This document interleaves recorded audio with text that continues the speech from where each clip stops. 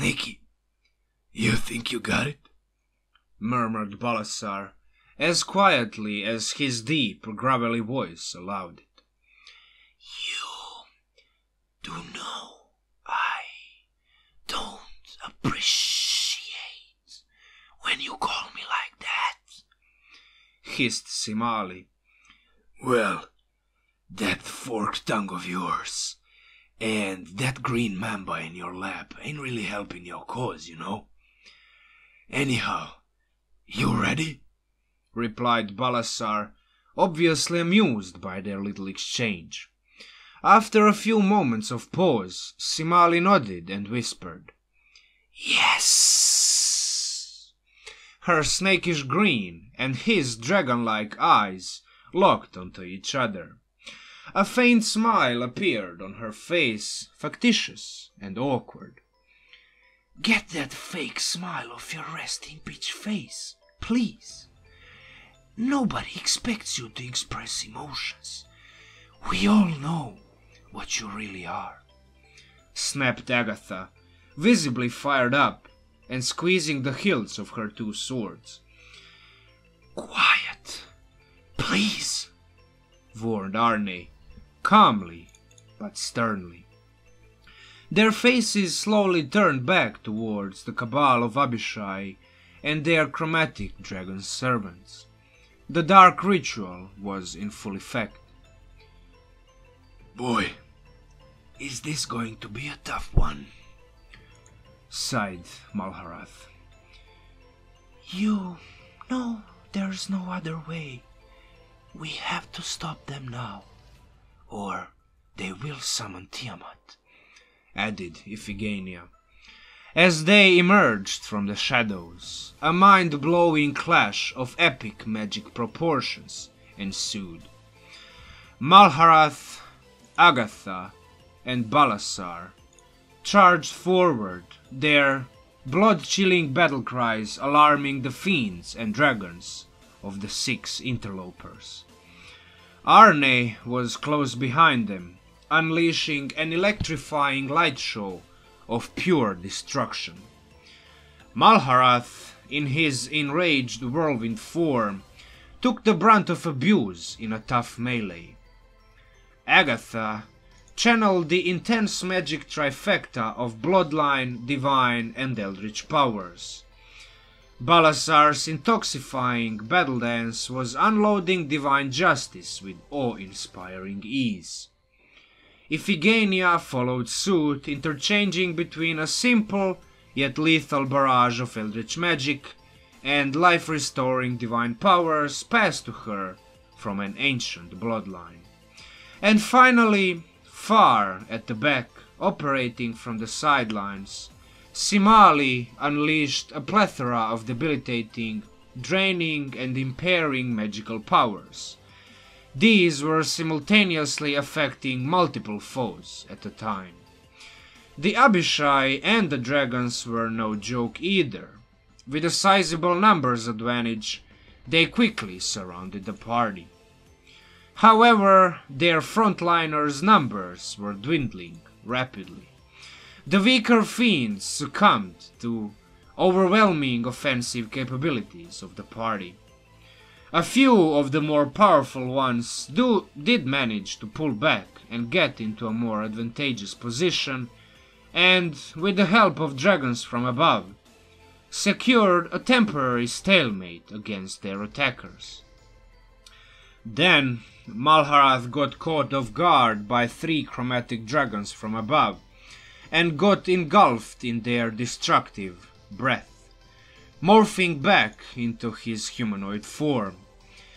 I'm gonna kill you all! The others knew he couldn't morph back into his elemental form anymore. They also burned through a large chunk of their magical pool.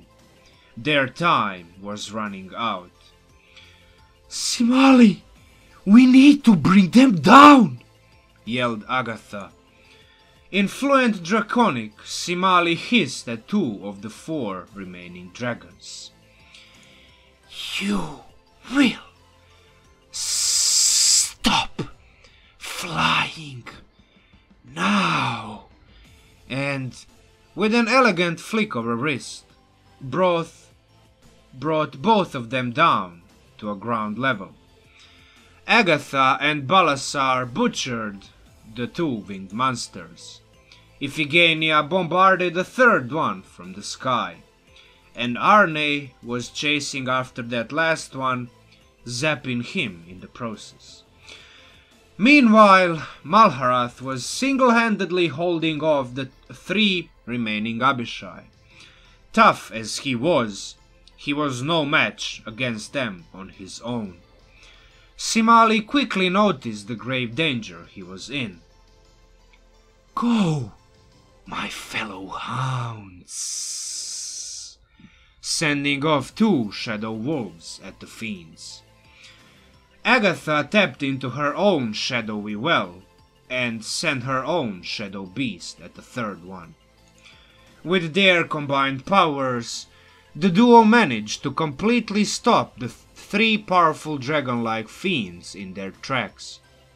What ensued shortly afterwards was an absolute slaughterhouse and bloodbath, as the party's combined collective powers, tapping into their last magical reserves, sent the devils back to Nine Hells, or wherever they went after the death. Finally, battered, bloodied, and near death, everybody buckled down, fell on their knees and backs. After catching a breath, Simali slowly got up and turned towards everybody. "I assume I finally paid my dues, correct?" she said inquisitively. "You really have no soul, do you?" snapped Agatha. "I did what was expected of me, didn't I? I have no use of you. So tell me, Agatha, why should I stay?" "Go and don't come back," growled Balasar, loudly, clearly disappointed. "Thanks. I don't plan to, anyway," replied Simali, calmly and coldly, as she turned her back on them and silently disappeared back into the shadows. Alright everybody, Winmax Munchkin back with another video. This time we have a debuff build at our hands. If you like this intro story, it was a bit longer than most of the others. I think this is the longest one that I've had so far. Please like, share, comment, subscribe, and hit the bell button. I really struggled with this one. Probably because I haven't slept in like 22 hours. I don't know why I do this to myself, but yeah, it was actually a bit of a creative struggle to come up with something interesting.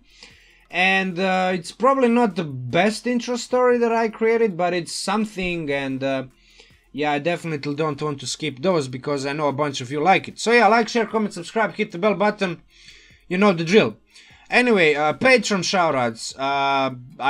One of the Patreon perks is a shoutout, right? So Adar Millz, Cory Clausen, Frank Fan, Gregory Twarz, Jakmlk, Matthew Ewing, Shea Deskin. I'm sorry, I apologize for butchering your names.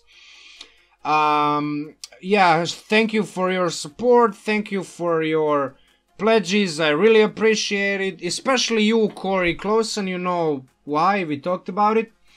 But all of you other like 6 ones, really thanks to each and every one of you, because like your support really means a lot to me, and it kind of signifies that I'm kind of at least doing something correctly here, right? If at least some of you are actually ready to throw some money at my face, right?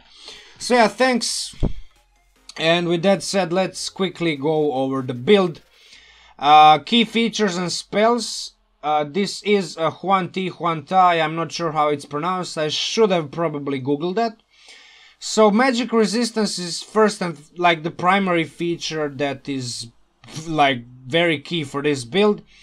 It's not like there's no synergy with like debuffing spells and features, but on its own it kind of makes a thematic sense that for a character that is specializing in inflicting all sorts of detrimental, debilitating, like impairment kind of magical effects through spells and class features, to be at least somewhat more resilient against said magical effects and spells.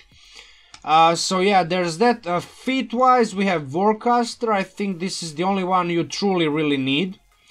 Because all of these three features are going to matter to you, especially the advantage on Constitution saving throws for maintaining concentration on spells. Meta magics wise, we have Sorcerer. Now, Twinned is probably the best one, the most important one for you. I do also recommend taking Heightened, despite having Hound of Ill Omen, but definitely Twinned and either Careful or Subtle. Or maybe even both if you don't want to take Heightened.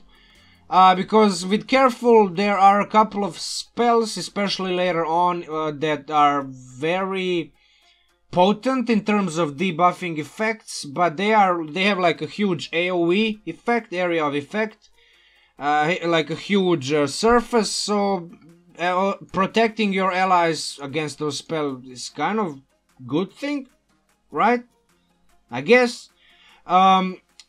Otherwise, alternatively, you can take Subtle. You definitely won't go wrong with it, especially in campaigns that are not really combat heavy. They're more like political, social, intrigue, urban environment, maybe even a bit of exploration, but like light on combat. I would definitely say the Subtle spell takes the cake in those situations, because being able to cast spells undetected without anybody knowing that you cast them is something very, very, well, definitely potent, right? Powerful. Now, Hound of Ill Omen is one of the key features of this build. There's just no way around it, because compared to Heightened Meta Magic, which inflicts disadvantage on saving throws against spells against only one spell, Hound of Ill Omen works for 5 full freaking minutes, and during those 5 minutes the creature that is within 5 feet of the Hound has disadvantage on saving throws against spells.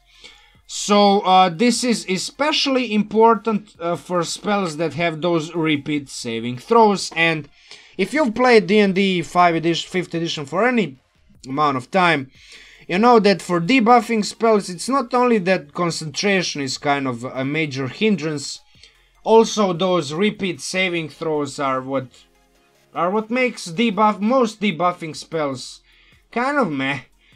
With Hound of Ill Omen, a lot of those debuff spells are going to be much more powerful, because on those repeat saving throws the creature is going to have disadvantage regardless. So yeah, that's why it's very, very powerful. Bardic Inspiration plus Cutting Words, I mean, probably most of you know about this by now, because on its own, College of Lore Bard is very, very powerful as a debuffer, like as a solo class. Cutting Words basically inflict a minus d6 or even d8 to any attack roll, ability check, or a damage roll against your enemies. So yeah, this is like debuffing one-on-one.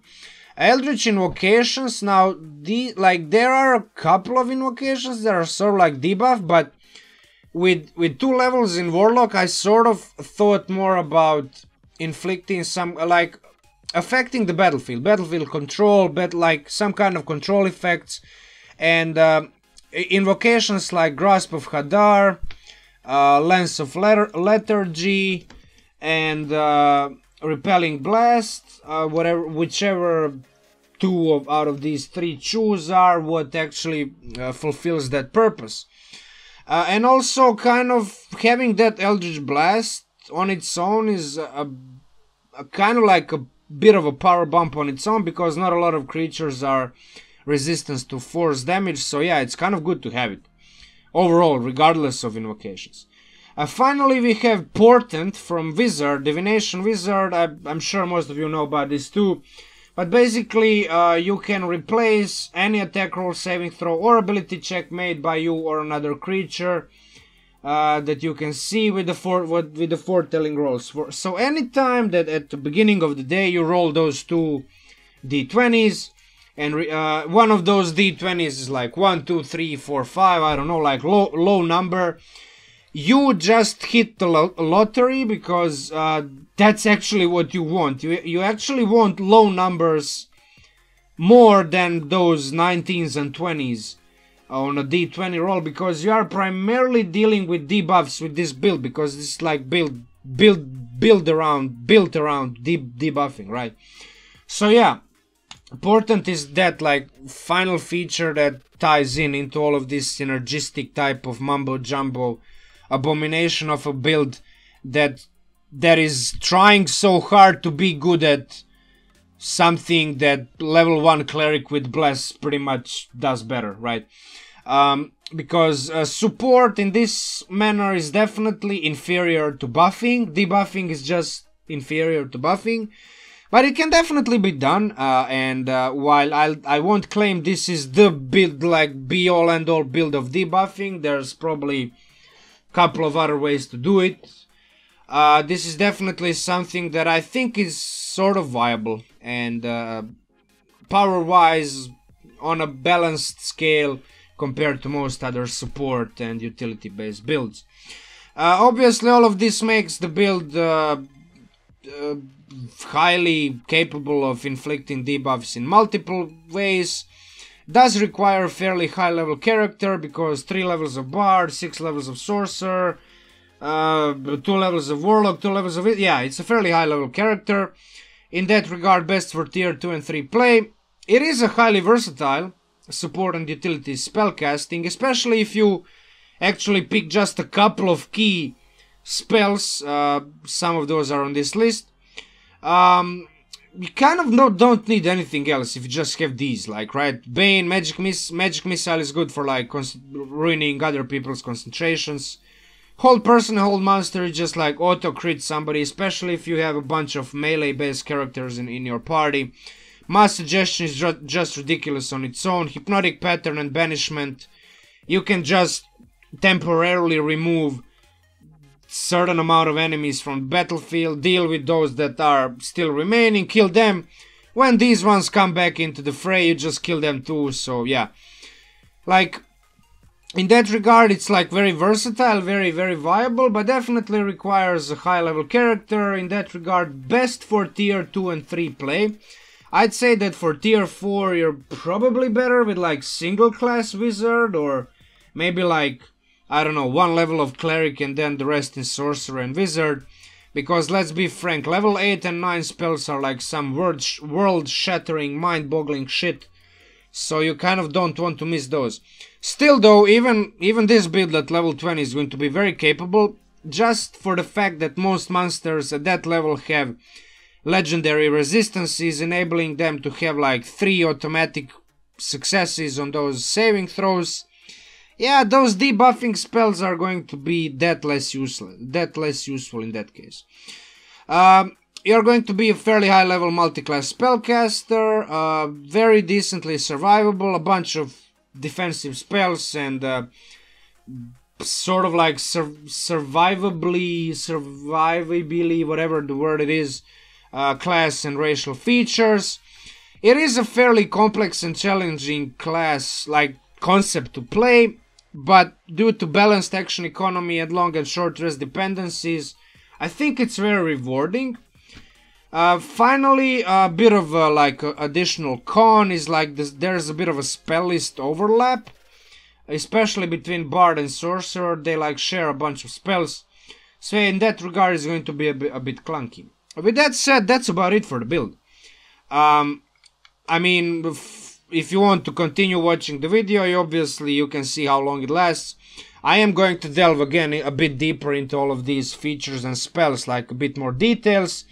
But overall, this is it. Like, you have your cutting words in a combination with Bardic Inspiration, Hound of Omen, combining with meta magics. You have your Warcaster feat for maintaining concentration.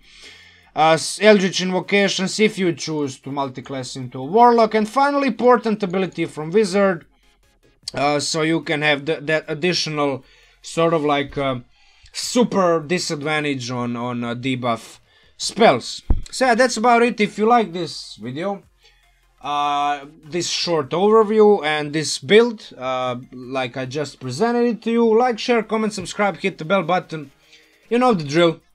Already told you. And again, if you want the files, please head over. If you want these like files, please head over. I also have the PDF file for this build, but for some reason I don't have it open. I'm not gonna bother with that because it's kind of not even necessary for the remainder of the video. But if you want this Word file, if you want the PDF of the character that I built around this concept, yeah, go over to my Patreon, pledge the 10 bucksies, and that's about it, right? So yeah, moving on to the like detailed overview of the build. Yeah, okay, so once again, there's that. If you take the magical secrets, if you pledge $10, you can get those files. Obviously, that is not important, because in these videos I definitely go over these files in detail, so you can just transcribe them on the screen. Anyway, moving on. So we already covered a bit of a race. Racial features, racial traits, charisma +2 and +1 to intelligence. Obviously we need both of them. Primarily charisma, but +1 to intelligence is going to give us that 13 in intelligence, which is going to enable us with this character to multiclass into a wizard. You have dark vision, basic like 60 feet. You have innate spell casting. Like one of the very good spells that you get with Yuan-Ti, pure blood, Yuan-Ti, I don't know how it's pronounced, is suggestion. You can only, however, cast it once a day, but even that once a day is very, very potent. Like, you not having to spend a spell slot, yeah, man, comes in handy. You get a poison spray cantrip and an animal friendship spell, but you can only affect snakes with it, which kind of makes sense. Like, you come from like a snake. You're like snake people, right? So yeah, with that said, magic resistance already covered that. Poison immunity, you also have immunity to poison damage and the poison condition, something which, like, poison damage is fairly frequent in 5th edition Dungeons and Dragons. I think it's nowhere close to like fire damage, even cold damage, but yeah, it definitely comes up fairly often. So this is going to be useful to you as well. Finally, you have like these languages. They are, again, like, these languages, most of them are situational, but when you come upon some dragon or a fiend or like demon which speaks abyssal, yeah, these come in handy. So yeah, with that said, for the background, I picked something which, like, adventure background, right? Rage of the Demons adventure, so like this is adventure specific background, but you can kind of reflavor it into like a cultist, like just generic cult. Pick any kind of cool cult, make it up, like just figure something out. I think this makes sense for this type of character because, like, you're kind of evil, and being like an evil or at least neutral, you can kind of be a cultist, like with an agenda, right? Whatever that agenda you want it to be. You also get proficiency with forgery kit, like the deception, intimidation skills are going to matter because you are a charisma based character, so both of those are useful. You also get one language of choice, basically. Yeah, I mean, you get this secret society feature, which is like a criminal feature variant, so you kind of have those underground connections. Kind of neat little background, that's why I think you should probably take it. I mean, I say should. You definitely don't have to. You can choose any background because you can even make your own background. Because in 5th edition, even the rules state that you're free to custom, like, do custom backgrounds and stuff like that. So yeah, that's about it. Going back to feats again, I already covered Warcaster. All of these 3 points are going to matter to you, but again, the first one is the most important one, because advantage on concentration, constitution saving throws is the most important feature of this feat. Also, being able to perform somatic components of spells even when you have weapons or a shield. Like in your case, being a bard, and then being a warlock, and then being a sorcerer, and then being a wizard, you can kind of like envision your character to have, like, in one hand you have your musical instrument, in another hand you have your arcane focus, and then you don't have any more hands for like your spell book and whatnot, right? So yeah, with both of your hands kind of busy with those magical props, right? Whatever. You kind of this comes in handy too, right? Especially if your DM is a bit picky, like me, about that stuff. Because if you... Yeah, I'm kind of picky. I'm kind of a prick about that. And even, like, being able to cast spells and opportunity attacks, definitely, like, all of these 3 will matter. But the first one is the most important one. Now, lucky feat, I mean, obviously by now, probably, like, anybody who's played, or even, like, just read about these feats, you know that lucky feat on its own is definitely like it's like a top tier feat, like in general. But in your case, you are going to be like, if you want that a little bit of extra debuffing capability, this one is more like for you strictly, just like a selfish one. But yeah, debuffing those attack rolls against you, definitely that's what lucky feat can do. And also you having that 3 luck points, sometimes you will want to use them on your attack rolls or whatever. Yeah, I mean, ability checks, saving throws, whatever. So yeah, lucky feat comes in handy in that way. So yeah, all synergy, all that. You don't have to take it. I'd say Warcaster is the only mandatory feat, but with lucky feat you can never ever go wrong. Now Shadow Sorcerer, this is going to be your first level class. So you will get that d6 die, so fairly low die, so fairly low hit points. But you also know armor, a few weapon proficiencies, but the primary reason why we are starting as a sorcerer instead of any other class list for like that this build is comprised of is for these Constitution saving throws proficiencies. The Constitution saving proficiency.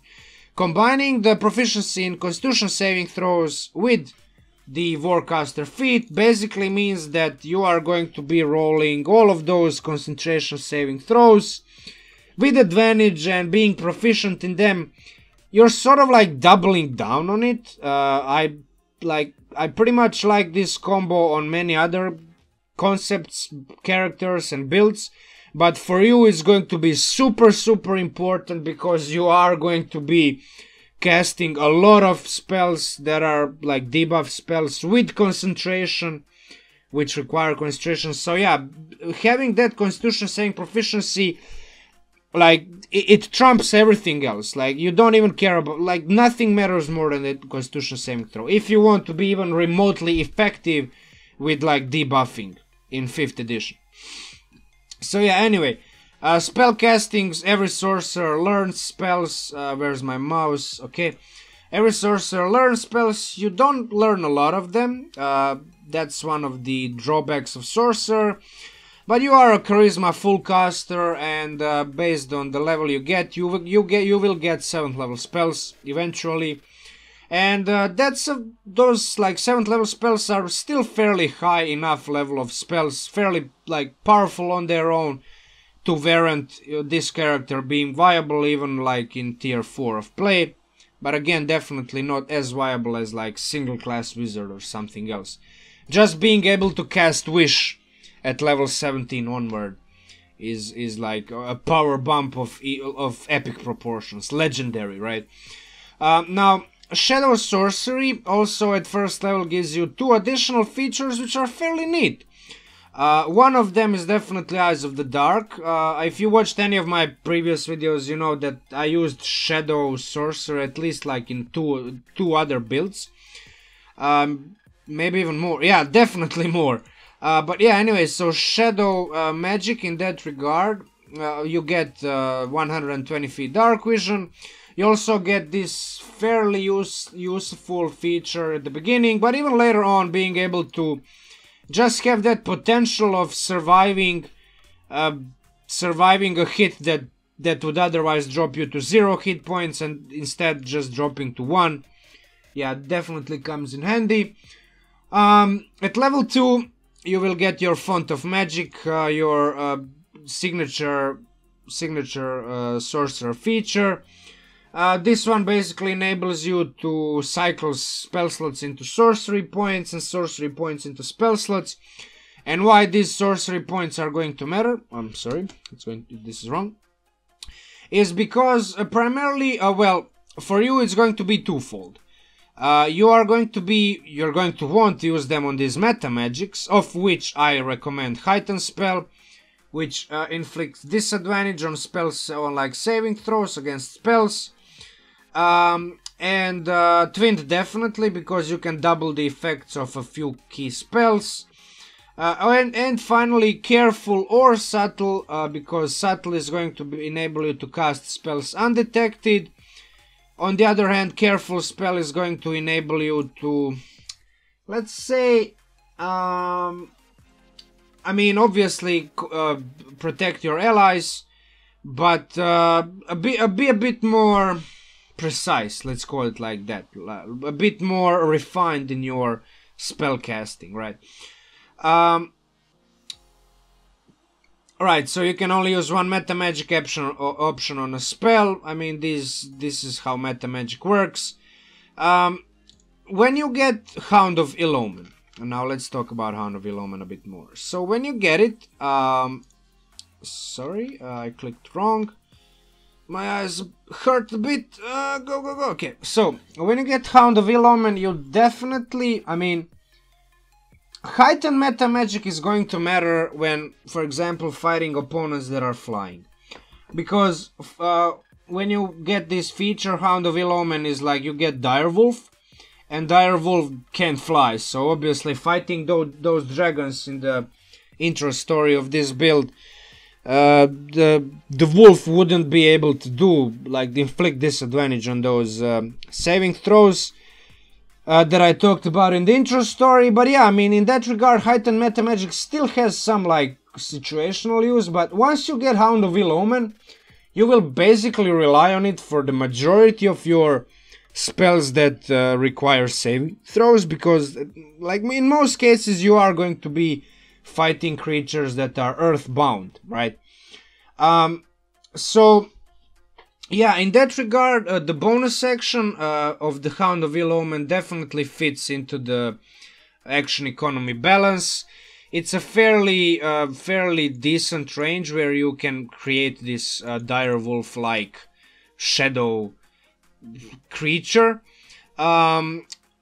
Obviously, as already covered, inflicts disadvantage on saving throws against spells. Lasts for 5 minutes, therefore better than Heightened meta magic. And also, don't forget, the Hound does have these direwolf statistics, does have a bit more hit points, can move through creatures and objects, and does know the location of the target. So yeah, having those statistics, Direwolf, I think, if I'm not mistaken, deals like 2d6 plus 3 and has pack tactics, so you will be able to deal a bit more damage. So while this build is not focused around dealing damage, I mean, just as a byproduct, this feature is going to enable you to deal a bit more damage, so the more the better, right? And yeah, I mean, in that regard, the Hound of Ill Omen is definitely like ridiculous, especially as soon as you get it, right? Because as you level up, you're going to come across more and more creatures, monsters that have those legendary saves, and in that regard, even if they roll, even if like you guarantee they have a low roll with your portents, with your Hounds of Ill Omen, with your Heightened meta magics, even then, like, you they can just use one of their legendary saving throws and just pass it, like succeed on the saving throw. Still, even in that regard, at least some other party member in your party is going to have something that relies on saving throws. So you just being able to almost have a guaranteed way of burning through those legendary saving throws, even that is useful, right? And last but not least, you get 3 ability score increases, one at level 4, one at level 8, and one at level 12. These always come in handy, obviously, because you need feats, you need to increase your charisma, which is your primary stat. So yeah, that's about it. Moving on to the Bard. Now, Bard, I already covered a bit of that. You do, once you multiclass, you instantly get like a bit more martial capability, because you get light armor proficiency. You also get one additional skill. I would definitely recommend Perception, because it's the most important skill in 5th edition Dungeons and Dragons period. You also get one musical instrument, but yeah, I mean, you can choose whatever you want. Harp, drums, whatever. If your DM gives you some kind of guitar, you can even do that. So yeah, spellcasting, similar to Sorcerer. You learn spells, but you also have ritual casting. You're a full caster, charisma-based caster, and depending on how many levels you invest into Lore Bard, you will have 2nd or 3rd level Bard spells. Now, in terms of your other features, you have Bardic Inspiration as well at level 1. This on itself is a good buffing feature, because you can give your allies a d6, and for the next 10 minutes, the ally can add that d6 to one roll, ability check, attack roll, or a saving throw. The one that's going to be important for you is later on. We are going to cover it, obviously, but even on its own, Bardic Inspiration is useful in its basic rudimentary form.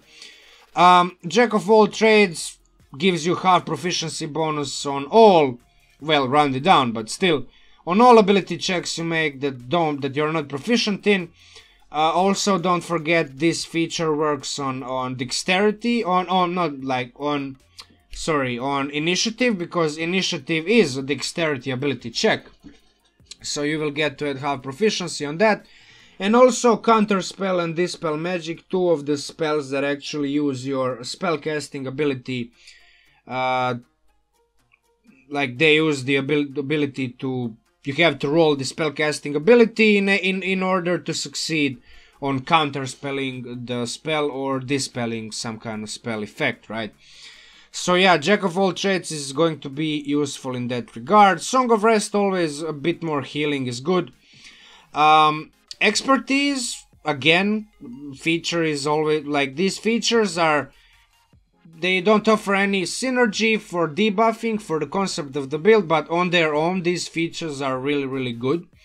And in this case, I would definitely take expertise, in other words, double the proficiency bonus for perception and deception or persuasion, probably deception. Because I kind of envision this character more on the lying bastard side than just being something persuasive. Like, that's just how I see it, right? You don't have to agree with me. Bonus proficiencies, level 3, College of Lore feature. You gain proficiency in additional 3 skills, any 3 skills of your choice. I would personally take either Persuasion or Insight if you don't already have it. If you remember, once we picked skills from the Shadow Sorcerer, we kind of picked and choose between Persuasion and Insight. That's at least what I would do, right? Yeah, if in case you pick Persuasion, definitely take Insight, or vice versa. Another 2 I would consider Stealth, because Stealth is always useful. Being able to hide from danger, or hide and set up an ambush and then surprise somebody or something is definitely always useful. And finally, investigation. I think investigation makes a more thematic sense, and having 13 in intelligence, having that +1 is kind of enough on itself to warrant investigate. And also investigation is one of those skills that does come up fairly often when you search for something or just want to figure what's up around you or whatever. Now finally we have third level feature that is the focal point of actually multiclassing into a third level bard, lore bard. Cutting words. Already covered that. So alternative way to use bardic inspiration, and the way that we actually do want to use the bardic inspiration with this build is to impose sort of like a negative modifier, let's call it like that. Basically you use your bardic inspiration die, and for all attack rolls, ability checks, and damage rolls, you subtract the number you roll on the bardic inspiration die. Now you have to be a bit more careful with this, because you can choose to use this feature after a creature makes the roll, but you have to do it before the DM determines the outcome, right? So if you roll, for example, 2 on a d20, you have to immediately shout to your DM, oh, I'm gonna wait, let me think if I'm gonna use the cutting words, right? Or something like that. Because sometimes us DMs and even your DM can forget about you having this feature. So yeah, definitely in that regard you have to be careful. So yeah, when the DM is rolling those ability checks, attack rolls, or damage rolls for the creatures that you're fighting or whatever, definitely be cognizant, be aware of the cutting words. You have it, it's very, very powerful, very useful. Yeah, nothing else to talk about it. Finally, if you do decide to invest 5 levels in lore bard, which is definitely a worthwhile investment, even though it's 2 additional levels in bard, you will get 1 more additional ability score increase. Your bardic inspiration is going to turn from d6 to bardic inspiration die is going to turn from d6 to d8. Finally, your font of inspiration is going to turn your bardic inspiration into a short rest mechanic, which is very, very useful. Now, one of the reasons why you might want to consider investing 2 more additional levels in Bard is the fact that investing 2 levels in Great Old One Warlock is not really necessary. Everything you get with these 2 levels, almost everything you can kind of emulate with other cantrips and other spells. Not really everything, but most of it. In terms of Eldritch invocations, for example, Repelling Blast and Lance of Lethargy, you can kind of emulate with cantrips like Ray of Frost and Grasp of Hadar. You can kind of emulate with cantrips like Lightning Lure. So yeah, there's definitely some alternatives, but I think just combining Eldritch Blast with these invocations is superior to all of those other ways. And this is like the primary reason why you want to invest into Warlock. And also you get a couple of spells on the expanded spell list from the Warlock. And give me a second. Okay, Great Old One. I mean, Dissonant Whispers, definitely very, very good spell, and considering the fact that you do have it on Bard list, but having it on a Warlock list kind of frees those limited slots for other spells that you can learn for Bard. So yeah, you can kind of combine these 2 classes together to get the same result, like a bit different, obviously. An investment into a completely other class definitely changes your character, especially when it's a Warlock who has this Great Old One Lovecraftian Cthulhu kind of patron, right? Like these very, very far, like strange entities that give you power, right? Bestow power upon you. So yeah, there's additional roleplay material there, and also a couple of these spells Also, your spell slots, don't forget, are short rest dependent, so every time you burn through those two first level Warlock spell slots, you will get them back upon short rest. And this fact alone, combined with Sorcerer, you can burn those spell slots using Font of Magic and turn them into sorcery points, spend those sorcery points on meta magics or creating like permanent first level spell slot, and then after short rest you get those two spell slots back. So yeah, there's like synergies all across the board with this build. All of these little things combined together create something more than the sum of its parts. Awakened Mind, first level feature that you get, there's no like mechanical synergy, but in terms of role playing and in terms of this feature just being on its own, sort of good, like fairly good. I talked to a guy that played my other build, like the Kalashtar Bear Barbarian, Totem of the Bear Barbarian Moon Druid, and he told me that like Kalashtar's telepathy feature, they also have like it's an Eberron race which has telepathy as a racial trait. He said that like in his campaign, in the session he played in, that telepathy actually came up very useful. And I think like telepathy just on its own in general is very useful. Now this form of telepathy is kind of one-way road. You can like talk to somebody in a telepathic way, but the creatures cannot really reply to you. But still, like being able to just talk without actually opening your mouth, there are ways for this feature to be very useful. So yeah, I mean that's it for Warlock. Not too much more about it. Divination Wizard, finally. You get like with 2 levels in Wizard you learn 8 additional spells. You are a full caster. Unfortunately, those spells do go off of intelligence, but a bit later on we are going to cover why that's actually not going to be a problem for you. So you learn spells, you write them into your spell book. But then, like every day, you'll read that spellbook in the morning or whatever kind of flavor, kind of way you prepare those spells.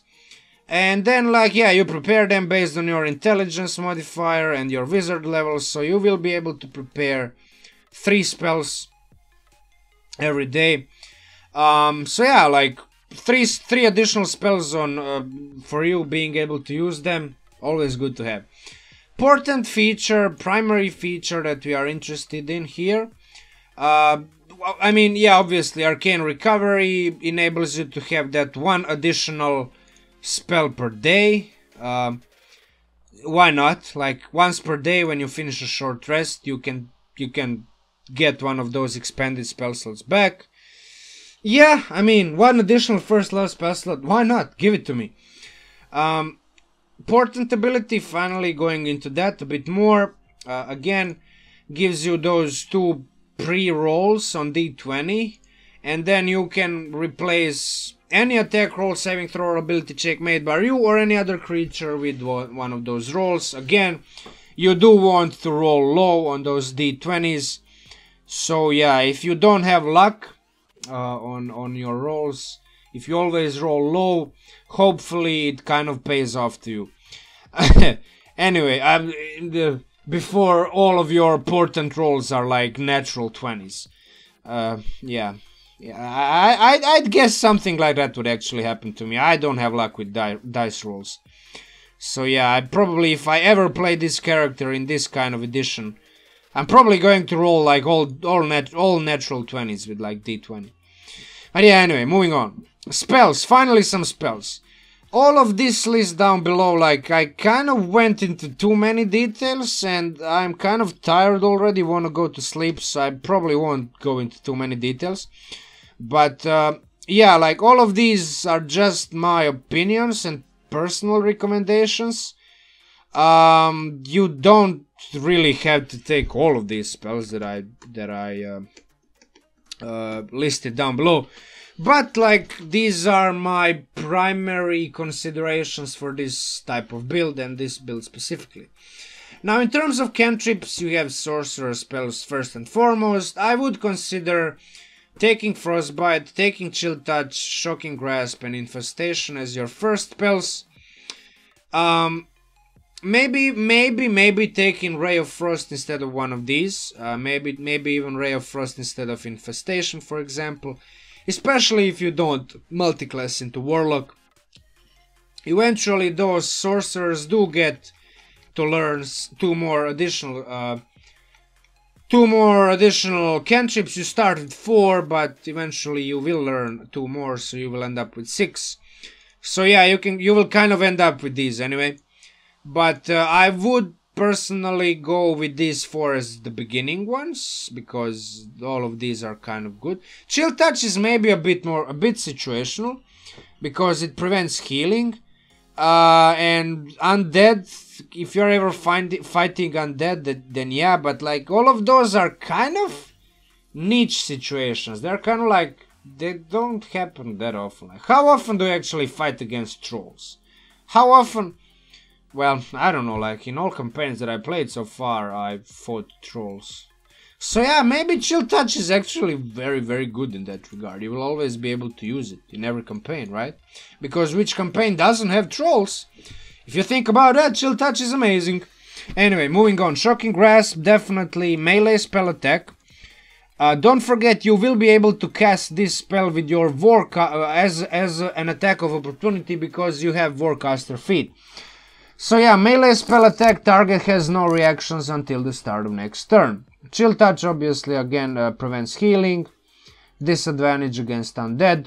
Undead have disadvantage. Frostbite is a Constitution saving throw, but yeah, it inflicts disadvantage on next weapon attack roll. And like, yeah, all of these things, without going too much into it, even Infestation, it's probably one of the lesser known cantrips, I would dare to say. So yeah, I mean, you can find it on this link, but yeah, I'm gonna open it just for the sake of this video, to make it a bit more convenient for you. Yeah, I mean, what, Constitution save, right? So a bit poison damage. But yeah, one target, if it fails, whatever, you choose the direction. The movement doesn't provoke opportunity attacks, but yeah, I mean, you can kind of play a little bit of chess with this spell. And always having a bit more control type of ability in any kind of way is what this build also kind of does. Ray of Frost, definitely, like, it's an attack roll, slows the creature down by 10 feet. This is one of those cantrips which you can use as an alternative to, like, Eldritch Blast, all those invocations that go off of Eldritch Blast. Lens of Lethargy basically has the same effect. It reduces the movement speed of the creature by 10 feet. So, in that regard, Ray of Frost can be sort of an alternative. Lightning Lure, finally, I already mentioned it, so yeah, if you don't remember, just a quick reminder. It's a fairly, like, small range of efficiency, like, of effect. Like, it's only 15 feet that you can cast it. But if the creature fails a saving throw, yeah, I mean, you can pull it closer to you. Sometimes you want to do it, I don't know. I can't come up with any situations why this would be important, but whatever. You might come up in a situation where it matters. And again, this build also is like a secondary battlefield control, especially with some of those higher level spells we are soon going to go over.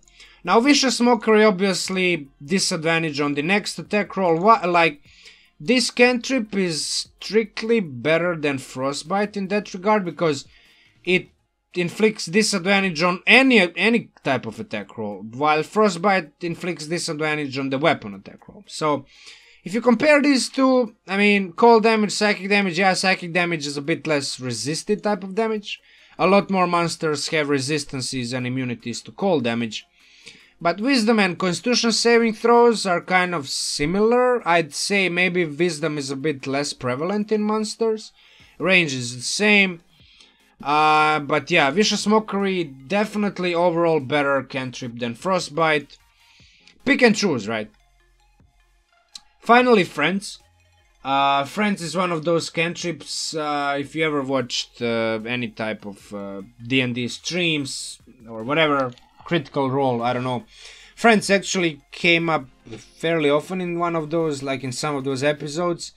It's a cantrip, so the creature knows that you charmed it or whatever, used the spell on it, but for the duration of 1 minute you do have advantage on charisma checks against that whatever creature. So if you want to lie to somebody, if you want to persuade somebody, or even intimidate somebody, casting Friends, see, like, casting Friends and then intimidating is kind of weird, if you think about it. Because you're not a friend, you're not really a friend to somebody who you're trying to intimidate.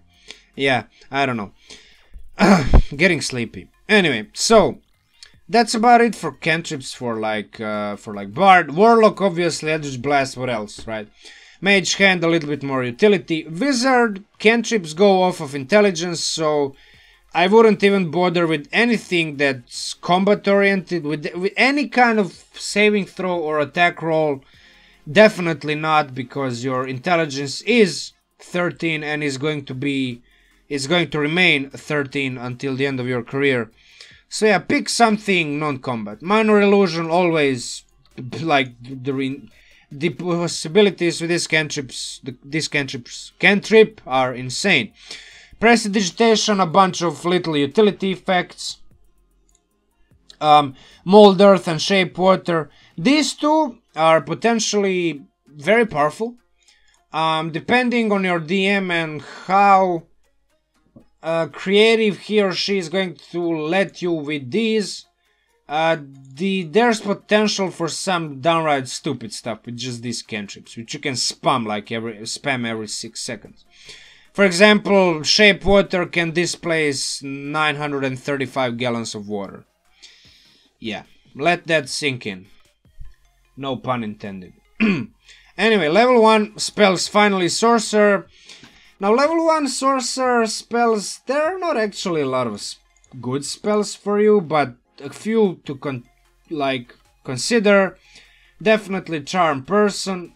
The person is still going to know that you use some kind of effect on it, whatever. But yeah, it's sort of good. You charm it, so yeah, I mean, it's a first level spell. What do you want? Like, a first level debuffing spell cannot be that much powerful, right? Sleep at level 1 is definitely going to be good. Unfortunately, probably a lot of you even know that this spell is very good at low levels, but it really doesn't scale that well. And very soon as you level up, and you do level up fairly rapidly at those low levels, it loses potency because it just doesn't scale very well compared to how much hit point bloat those monsters at higher levels get. So like at level 1 you might come up against a goblin with 7 hit points. But at level 3 you might come upon some monster which has like 50 hit points. So yeah, I mean, this spell doesn't scale that well. Finally, one spell that doesn't see much use, but is sort of like a debuffing spell, is like blinding opponents for 1 round with color spray. It's like a guaranteed effect. Does waste your spell slot, but with this spell, with this build, this particular spell might even actually be a bit more useful, because again, you get 1 additional spell from Arcane Recovery, being a wizard. Then you can create additional first level spells with your Font of Magic by burning your Warlock spells. And finally, you also have 2 first level Warlock spell slots, which, like, you can potentially end up with like almost even like 10 first level spell slots. So yeah, I mean, it might come up. This spell might actually be useful. Again, it's sort of the same mechanic similar to sleep. In that regard, doesn't scale very well. But yeah, I mean, if you consider 6d10, it's like what? I don't even know. It's like 6 times, no, like 5.5. So it's like 33 hit points on average as a first level spell is fairly much. And yeah, even later on, like, it might come up. I don't know. It still doesn't scale very well. But for example, if you use, I don't know, let's say 5th level spell slot. So it's like 6d10, and then like at level 2 is like 2, so 2, 4, 6, and 8. So it's like 14d10, huh? 14d10 is actually... What the heck am I doing? 14 times 5.5. 77 hit points. It might come up. Not the best first level spell, but yeah. I mean, with this build already being conceptually inferior to just like straight cleric who casts bless on everybody, I mean, why not go all the way in and just use all of these weird spells, right? I mean, why not? Why the heck not? These spells are in the game for somebody to use them at least sometimes, right? So yeah, anyway, moving on to Bard. Bard spells. Bane, definitely your bread and butter. It's like an opposite of Bless. Instead of giving your allies D4s, you give your enemies D4s, and they have to subtract the rolls of those D4s on saving throws and attack rolls.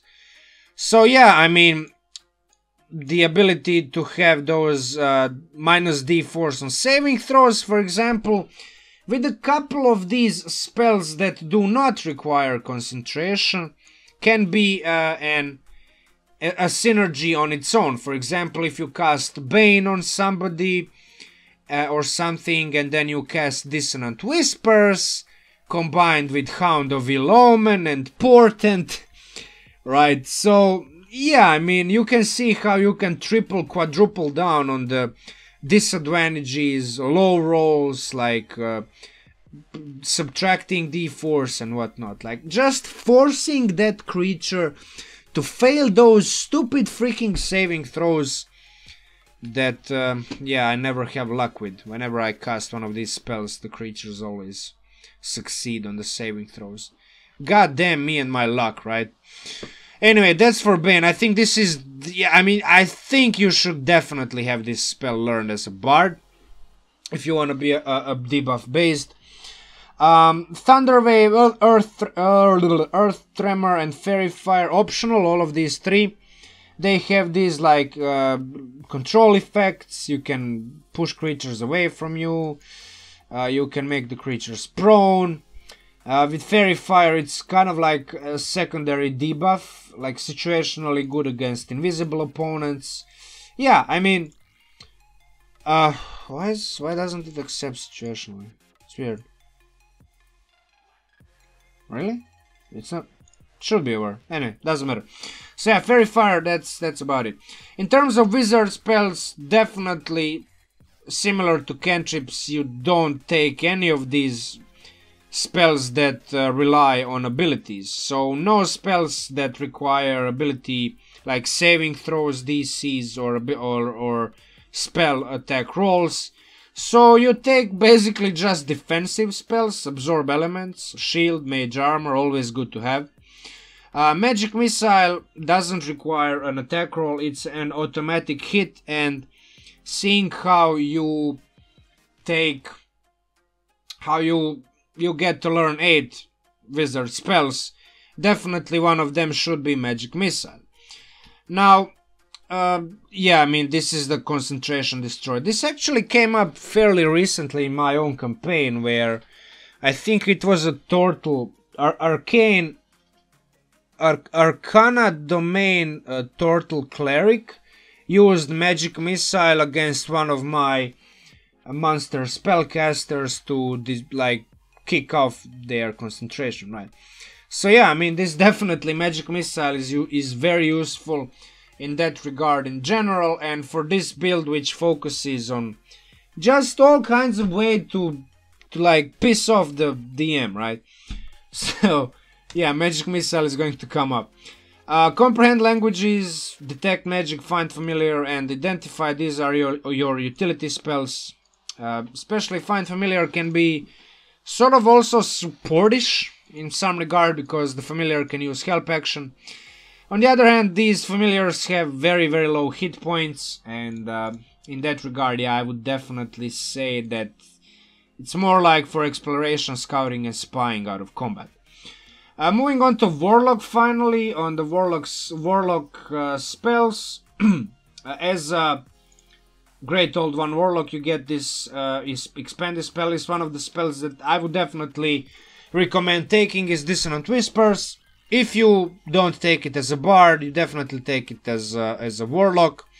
It's a Wisdom save, one target, burns the creature's reactions. It's a very good spell. One of my other builds, like the Blade Slinger, is actually completely revolves around this single spell, like upcasted as a 9th level to deal damage and just like burn reactions and whatnot. Hex also from the Warlock spell list. It's more like most people consider this like a damage increasing spell, but it does have this thing that you can the target does have disadvantage on one ability checks that you choose, and in most situations you are going to choose strength, because somebody, I guess, is going to want to grapple something or somebody, and disadvantage on strength checks is going to be relevant in that regard. It's going to debuff the creatures the creature's grapple check, unless you kind of know with fair certainty that creature is going to use acrobatics. In that regard, you can put disadvantage on dexterity checks. Finally, Arms of Hadar. It's a strength saves, like radius around you, necrotic damage, burns reactions. In that way, it's a similar end result as Earth Tremor. Not really the same, but yeah, I mean, if you prone the creatures, they have disadvantage on attack rolls. So if you move away from them without using disengage, they have less chance to hit you. But like Arms of Hadar has the similar effect. It just completely burns the reaction, so creatures don't even have the opportunity attacks. So yeah, like debuffing creatures around you in that way is fairly useful, and I would definitely consider Arms of Hadar as one of the spells you learn as Warlock. Now, level 2 suggestion, you get 1 a day from Yuan-Ti innate spellcasting, so you definitely don't have to learn it. You can learn it if you want to be able to cast it more than once per day, but yeah, in my opinion, it's not necessary. Now, Bards, a Bard spell list as a 2nd level gets these Blindness Deafness spell. It's one of the kind of less powerful ones, but it's still a debuff spell, and being able to inflict blindness, so the creature basically has disadvantage on all attack rolls. It's a fairly decent debuff. Unfortunately, this is one of those repeat saving throw spells, so in that regard, yeah, it's kind of mediocre, but still very useful. So yeah, I mean, you can definitely exchange Thunder Wave for this spell if you multiclassed into Warlock, because you can use Eldritch Blast with Repelling Blast invocation in a similar manner that Thunder Wave does, just pushing creatures away from you. Hold Person, definitely one of the spells that's going to be very good for you. Wisdom saving throw, concentration, a humanoid only target, repeat saving throws. In that regard, it's not fully red, like fully good, but still, like Hound of Omen, Portent, being able to just like almost guarantee the person failing that saving throw. And also, let's face it, most humanoids don't have legendary saving throws. So if you're fighting some high-level spellcaster without those legendary resistances, legendary saving throws, this spell is going to be ridiculous in that regard, right? And also, all melee attacks are auto crits, so yeah, in that regard, it's all good. Alternatively, you can go for Crown of Madness. It's one of the lesser known, I guess, but it also affects humanoids. The creature is charmed, so yeah, you can control that creature, that humanoid. I'd still say Hold Person is better, but Crown of Madness definitely very, very viable as well. Sorcerer, you can definitely exchange Color Spray for Enlarge Reduce, even though I just spent like 2 minutes praising Color Spray, but like if you think about it, it's kind of like a mace spell. So yeah, reducing is kind of like a debuff, because you can reduce some other, like your enemy, and yeah, that enemy now has like, I don't remember, let me check. So I think it's like 1d4 less damage, right? I think it is. Let me see. Large reduce. Where is it? It's second level. Okay, there we go. Yeah, it's reduced disadvantage on strength checks, so definitely also, and saving throws. So good against grappling, and also the weapons reduce. They deal 1d4 less damage. So yeah, I mean it's a debuff. It's a debuff. So yeah, I mean, what else? Now, what I would actually consider is, in the intro story, I actually sort of described the character that we are just talking about. I forgot her name. The Simali. Like I talked about Simali. I described actually her casting Earthbind, and like. Earthbind on its own, yeah, it's definitely situational, but when you fight against those flying creatures, being able to make them, like, pull them to the ground, even though it doesn't deal any damage, is going to matter, especially if you, like, have a party with a bunch of melee characters that can't even, like, reach the creature that is flying above. In that regard, Earthbind is very, very useful. But it's definitely going to be situational. Maximilian's Earthen Grasp is another good one. It grabs the creature, so yeah, it's good for party's action economy, because the creature is both restrained and I mean, yeah, it's a strength saving throw. In that regard, I mean, the creature can still succeed, but if it fails, the creature is restrained, and that creature, if it wants to get out of the Maximilian's Earthen Grasp, has to use its action. Yeah, I mean, you do have to use your action, but you're kind of negating the creature's action with your action, so you are, like, especially if you're fighting like some tough opponent that deals a lot of damage, you're net gaining with this spell, and in that regard, I think Maximilian's Earthen Grasp has more versatile use compared to Earthbind, but Earthbind is just plain ridiculous when you're fighting flying opponents, right? So yeah, I mean, both are concentration, but pick and choose, right? Mind Spike, I've had the ability to play with the character that used this to track invisible creature. Again, very, very situational, but the positive side is that it doesn't have repeat saving throw. Does a little bit of damage, but yeah, it's a concentration, but this and the ability to track invisible creatures, definitely something that you might consider as well. Moving on to level 3, I would strongly suggest taking both Dispel Magic and Counterspell off of... Well, Dispel Magic is... you can find it on both Bard and Sorcerer spell list, and Counterspell is only on Sorcerer. But yeah, definitely take at least one of these. But I would suggest both, because you are there to subvert, to cripple, to like impair the enemy in every and any possible imaginable way. So yeah, as well, again, I'm going to repeat that not all of these spells that I listed here that you don't actually have to take in, like all of them, right? But that said, I would definitely consider Hypnotic Pattern, because yeah, it's a concentration, but there's no repeat saving throw. Fairly decent range. It's a cube. AoE, I think it's 30 feet cube. Let me see. Let me check. Hypnotic Pattern. Yeah, 30-foot cube. Wisdom save. On a failure, the creature is charmed, incapacitated. The speed is 0. The only way the creature snaps out of this charmed condition that basically renders it completely useless is if it takes damage, or if somebody uses an action to snap it out of trance. But even if somebody snaps it out of trance, you've just wasted somebody's or something's action, right? So yeah, I mean, this is why Hypnotic Pattern is good in that regard. And also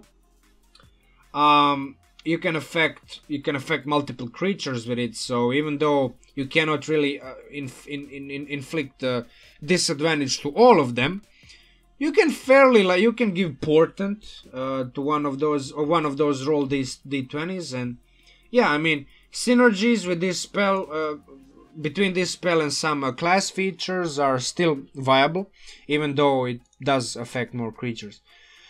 Slow is also very, very useful. It's basically an opposite of haste. With haste, you're buffing your allies, giving them double movement speed, additional attack, additional AC. With slow, you're basically forcing a creature to make a wisdom saving throw. It does actually, it is one of those repeating saving throws spells, so in that regard, I would definitely say it's a worse choice compared to Hypnotic Pattern.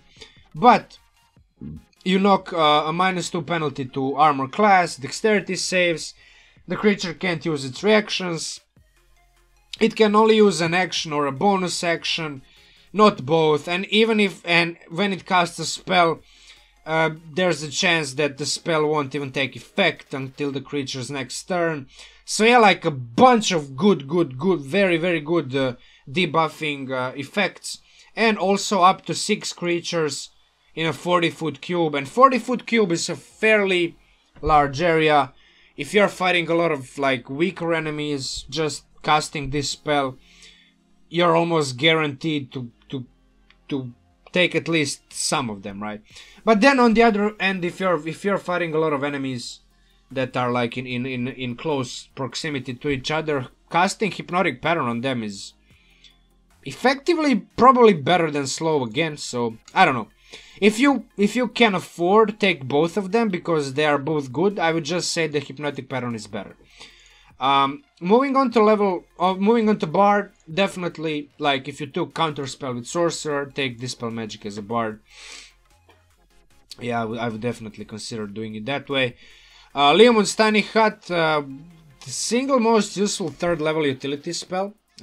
Just being able to create a shelter in a wilderness, in some kind of foreign place, hostile environment, whatever, is always useful.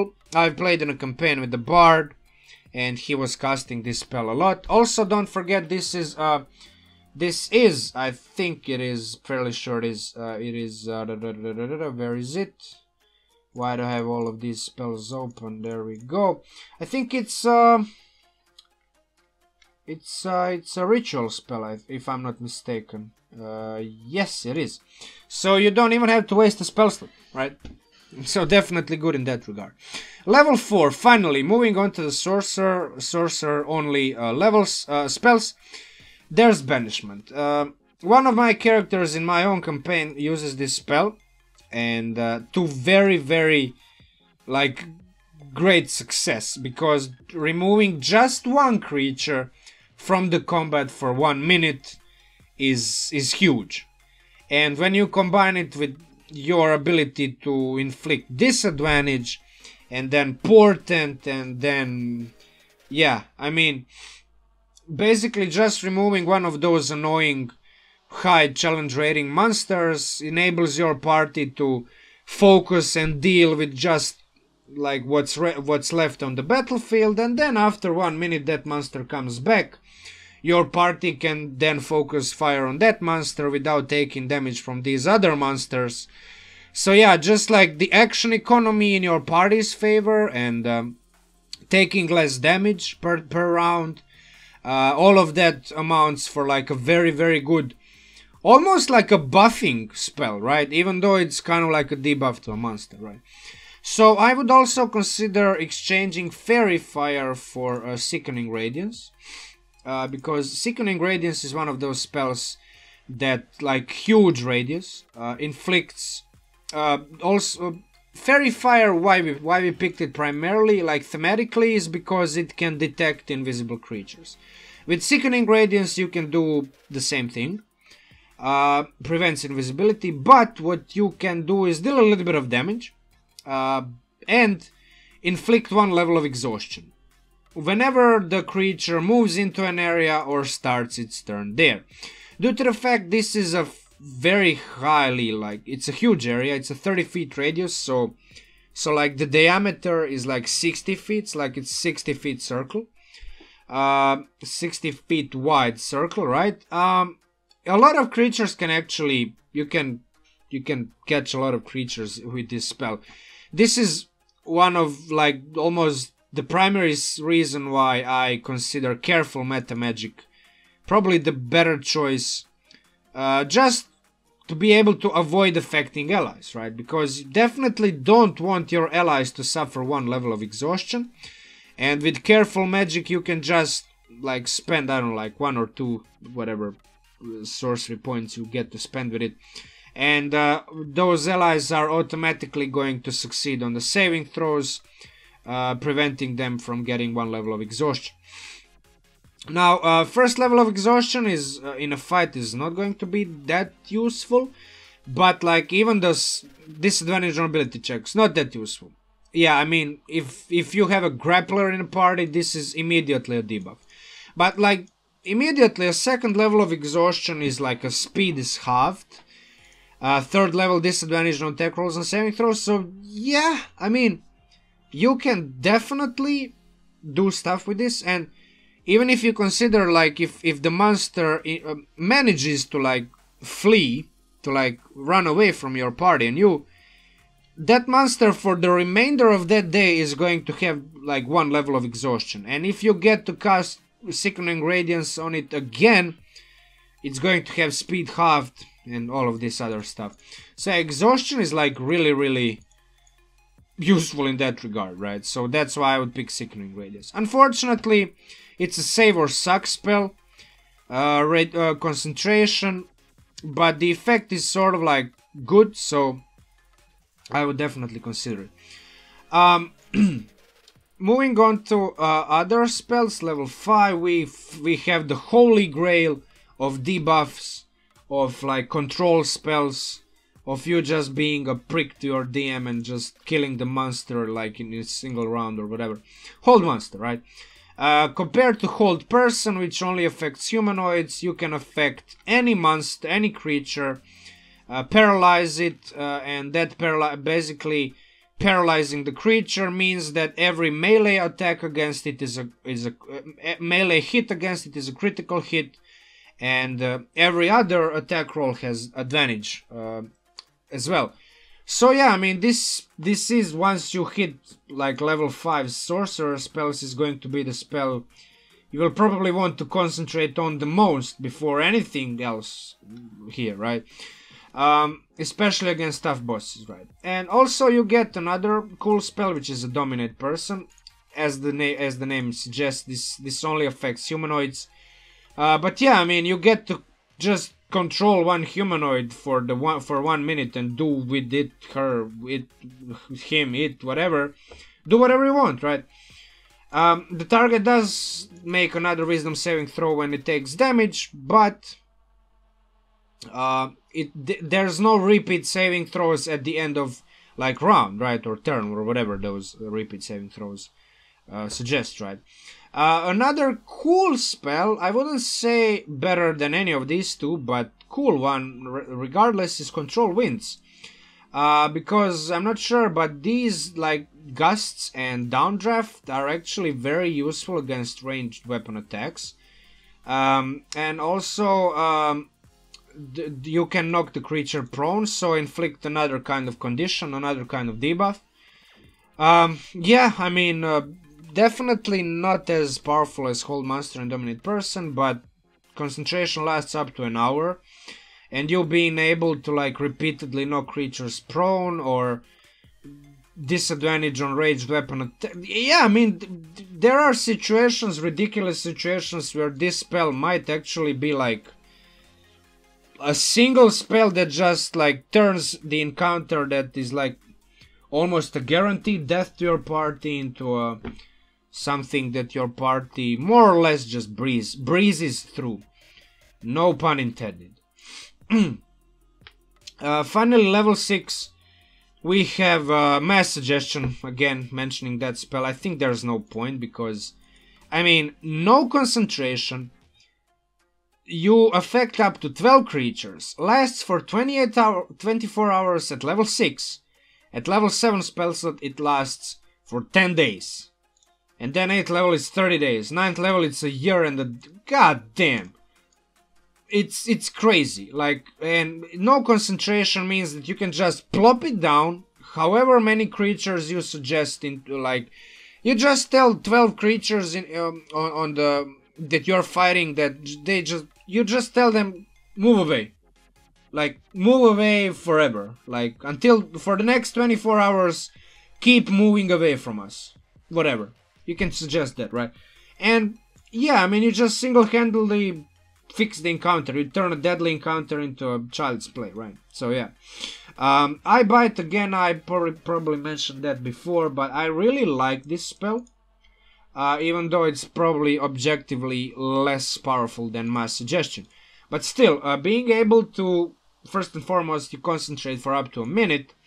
And then every minute you can have a different target that you affect with either unconscious, frightened, or sickened feature. Now this particular effect does have a repeat saving throw, but these two don't. And yeah, I mean, depending on the target, depending on the monster or boss you're fighting, this is a very useful spell to have. Scatter is like some more D&D chess, right? Not the first choice in my opinion, but definitely something that when you're already playing a build like this, you might even consider this spell. So you being able to just move creatures around the battlefield to your choice, right? Whatever, you can just teleport them. Yeah, it's kind of like a D&D chess, and it's just like control, like battlefield control, battlefield positioning. Level 7, obviously, only if you choose not to multiclass into Warlock or keep Bard at level 3. In other words, if you get the Sorcerer level 13, the only way you don't get it is if your Bard is level 5, and then you still have 2 levels of Warlock. So it's like 7, yeah, in that way it's like level 9. But yeah, definitely, in most cases, you will want to get 13 levels in Sorcerer. I would consider taking Reverse Gravity because it's great. What else to say about it? And probably Powered Pain, maybe also good to consider. This spell is kind of wonky because you kind of don't know if the target has 100 hit points or fewer. You can guess. You can always guess. You can ask a DM like how does the monster look, and if you kept track even roughly how much damage you dealt to the target, you can kind of figure out how many hit points the monster has. But even then, it's not a guarantee. So yeah, it's kind of weird spell in that regard because it does require some kind of like meta thinking, right? Because the character that you're playing, the character is not thinking in terms of hit points. The character sees the monster and he or she or it wants to inflict, like, cast a spell on it. The monster doesn't magically say it has some kind of hit points, right? It's not a video game. But yeah, it's sort of like the spell involves this sort of like weird meta thinking. That said, it's objectively good, it's just not great, in my opinion. So yeah, that's it for level 7. Progression-wise, obviously, this build comes online very late, at level 13. That's when all of these core features come up in play. But I think that it's best to begin playing it at or after level 8. It's level 8. You have like a fair amount of spells and features already to be somewhat effective, right? But still, it's a fairly weak in tier 1 play, largely due to spell list overlap. Because a lot of these classes have similar spell lists, and due to the fact you don't want to take this spell, now you have to wait 2 or 3 more levels to take that same spell off of another class. Yeah. So yeah, like Warlock, taking 2 levels in Warlock and then keeping your Bard at level 3 is more suitable split for higher level characters. So going first level in Sorcerer, then 3 levels in Bard, then 2 levels in Warlock, 2 levels in Wizard, and then finally finishing with 13 levels in Sorcerer, I think is probably the best way to play it in this kind of split. But then you might choose not to take Warlock, because in my opinion you definitely don't need it. It's more optional than these other classes. But then you definitely should consider investing 2 more levels in Bard for that Font of Inspiration and additional ability score increase. Because, yeah, I mean, the Font of Inspiration is going to turn your Bardic Inspiration and basically cutting words into a short rest mechanic. And 1 ability score increase is going to enable you to have 20 charisma. So, yeah, these 2 splits are what I would consider viable for this build. That said, after 1.5 hours again of me talking non-stop, if you like this build, if you like the idea, if you actually like the concept, just the concept of creating a character that debuffs, and then my way of building it and the mechanics that are involved in this particular type of character, like, share, comment, subscribe, hit the bell button. Yeah, I mean, you know the drill. Not the first time that I told it in this video and every other video. Again, if you want these files, and I'm going to see if I have this other file. Give me a second. So, yep, there's this. So we have this. I also have this prepared, not too much, but it's still something if you want this particular file and every other file, including these 2 ones, if you want to get them, download them, whatever. I did kind of put them behind the paywall. It's entirely optional, obviously you don't have to do it. You can just pause the video and just transcribe these things on your own end or whatever.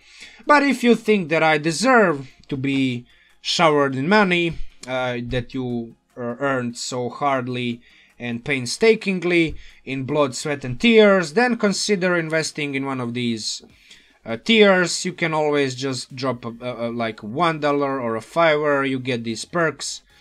But the $10 is where it's at. And also, 2 patrons actually pledged $30 as well. I've had actually these consultation sessions with both of them. They said they kind of liked it, so yeah, I will have testimonials up on the channel or somewhere, or maybe on Twitter, I don't know, soon. So yeah, you can hear their opinions. Yeah, with that said, that's about it for the build. Nothing else more to say. You can do a bunch of stuff with it.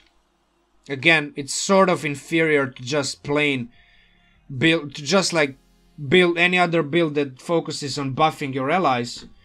But still, I think it's fairly viable, albeit a bit more complex and hard to play. If you ever think to play a bit more challenging character again, I think this is sort of like a good build to start with, even if you don't take my own way of building it, definitely I think this is a starting point for you. And yeah, that's about it. Again, once again, and for a final time, if you like this video, if you like this character, the concept and the way I built it, the intro story and everything in this video, like, share, comment, subscribe, hit the bell button. With that said, MinMax Munchking out, and yeah, talk to you soon.